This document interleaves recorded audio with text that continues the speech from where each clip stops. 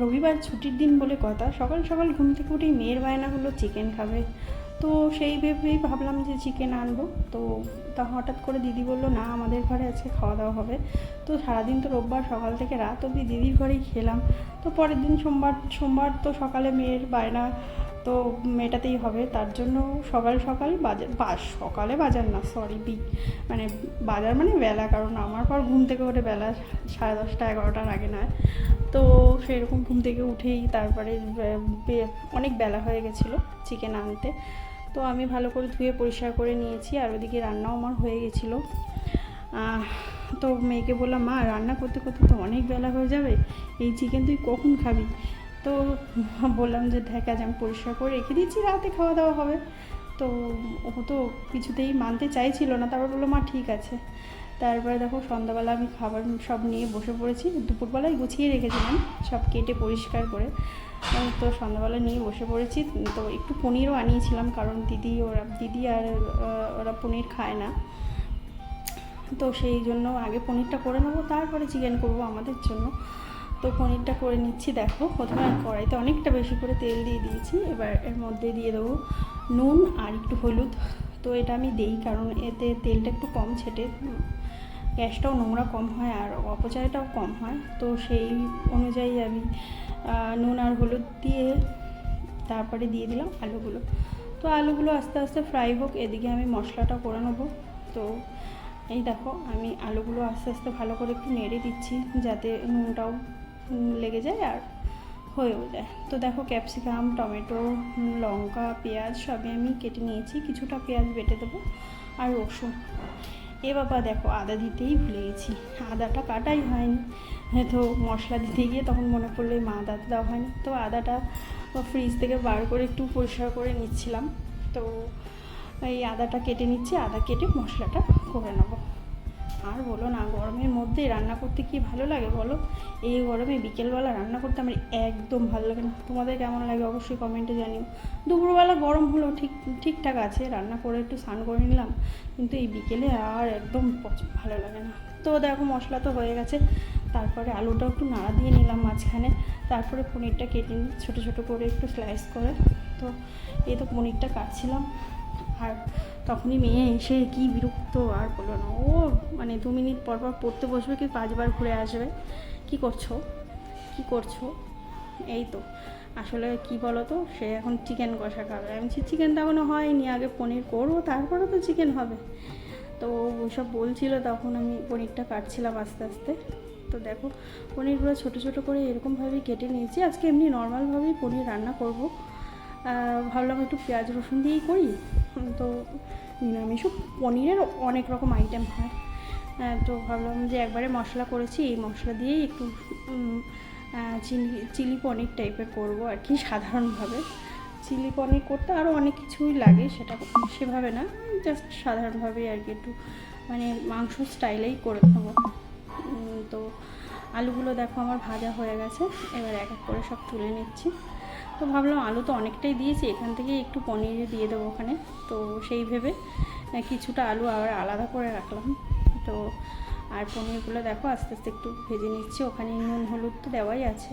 তো ওই তেলেই আমি পনিরটা ভেজে নিলাম, একদম হালকা ফ্রাই করব, কারণ পনির বেশি ফ্রাই করলে ভালো লাগে না, একদম হালকা ফ্রাই করলে ভালো লাগে। আর পনির তোমার নুন জলে যদি ভিজিয়ে রাখো না আরও ভালো হয়, সফট হয় আর খেতেও ভালো হয়, নুনটা ভেতরে ঢুকে যায়। তো দেখো একটু পেঁয়াজ, একটু ক্যাপসিকাম ওই তেলেই একটুখানি দিয়ে দিলাম। তেল বেশিরভাগটা তুলে রেখেছি, কারণ পনিরে বেশি তেল লাগে না। আর তেল মানে যদি তুমি একটু বেশি দাও উপরে একদম ভেসে উঠবে, মনে হবে যেন কত তেল দিয়েছো। তো সেই জন্য আমি অল্প অল্প করে দিচ্ছিলাম, কিন্তু আরেকটু তেল লাগবে। তো পরে আমি আরেকটু তেল অ্যাড করে দিয়েছি ওর মধ্যে। দেখো তো পেঁয়াজটা ভালো করে একটু ভেজে নেব, ভাজার পরে তারপরে ক্যাপসিকামটা দেবো। ক্যাপসিকাম তো একটু নরম হয়, পট করে সিদ্ধ হয়ে যায়। তো এইভাবেই, আর তারপরে দিয়ে দেবো স্লাইস করা 2টো টমেটোর টুকরো। এই তো দিয়ে একটু ভালো করে ভেজে নেব। তারপরে দেবো একটু আদা, রসুন, কাঁচা লঙ্কা আর হচ্ছে পেঁয়াজ, এই পেস্ট করে নিয়েছি একবারে। তো ওটাই 2 চামচ মতো দিয়ে দিলাম, ওটা দিয়ে ভালো করে ফ্রাই করে নেব। তারপরে তো নর্মাল যে মশলাগুলো হয় যেমন হলুদ, লঙ্কা, জিরে, তো ওই একটু একটু করে দিয়ে দিয়েছি আর একটু জল দিয়েছি যাতে ভালো করে কষাতে পারি। ওই দেখো আমার মেয়ের অবস্থা, চলে এসেছে বদমাইশি করার জন্য আর কি। এই তো সব এক এক করে সব মশলাগুলো দিয়ে দিলাম, যেটা তোমাদের আগেই বললাম। আর এটা দিয়েছি কাশ্মীরি লঙ্কা হালকা একটু, তো দিয়ে একটু কালারটা সুন্দর আসবে, তো দিয়ে ভালো করে কষিয়ে নেব। কষিয়ে নিয়ে তো পনিরটা দিয়ে দেবো। তো এই হচ্ছে রান্না। কিন্তু দেখতে দেখায় এইটুখানি, কিন্তু রান্না খুব মানে যারা করে তারা তো জানে কতটা সময় লাগে।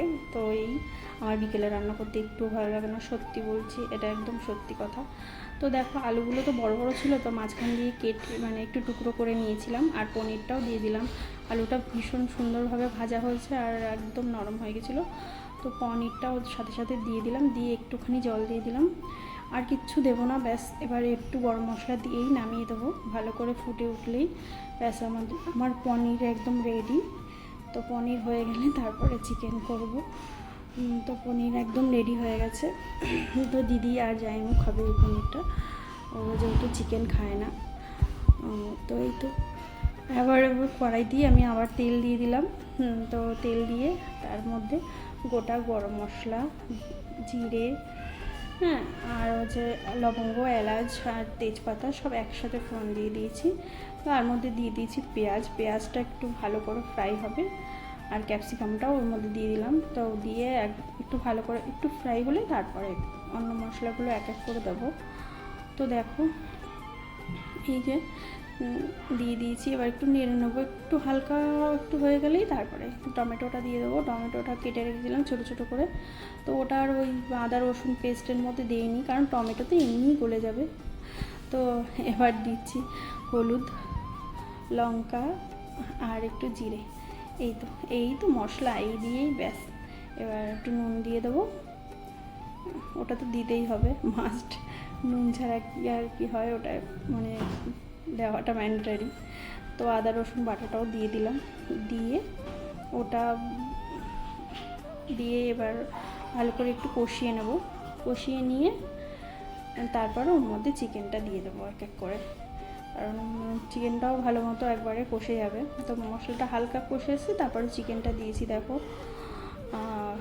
তো চিকেনটা আস্তে আস্তে করে দিয়ে একটু ভালো করে কষিয়ে নেবো। আমি খুব একটা মাংসে জল দিই না, কষিয়ে আমি মাংস রান্না করি। তবে আজকে ভাবছি একটু দেবো, কারণ আজকে আমাদের অন্য কিছু রান্না নেই, আজকে আমাদের চিকেন দিয়েই খাওয়া হবে। তো এই যে মেয়ে মানে বাটি নিয়ে চলে এসেছে, চিকেন কষানো হয়ে গেছে, তো ওকে 2 পিস দিয়ে শান্ত করে নিলাম। শুধু মেয়ে খায়নি, মেয়ের বাবাও খেয়েছে, দুজনেই চিকেন কষা খেতে খুব পছন্দ করে। তো এই তোমার